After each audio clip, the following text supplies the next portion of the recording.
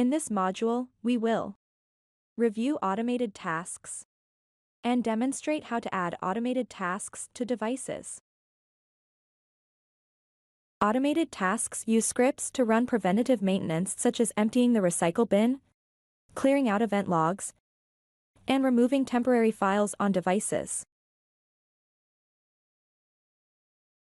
N-sight includes Windows and Mac scripts to address common maintenance activities that are repetitive but important. Proactively automating maintenance can free technicians to solve other demanding, business-critical issues.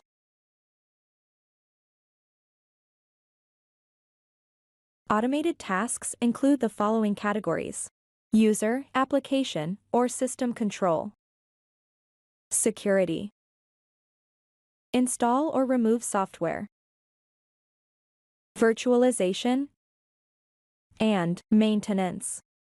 Please refer to the documentation for a full list and description of system automated tasks. Configure tasks to run on single or multiple devices, and specify the schedule, system conditions, and thresholds to trigger task initiation. Automated tasks may be temporarily disabled to perform hardware updates or other maintenance actions. View results of automated tasks on the dashboard, a wall chart, or in an automated task report.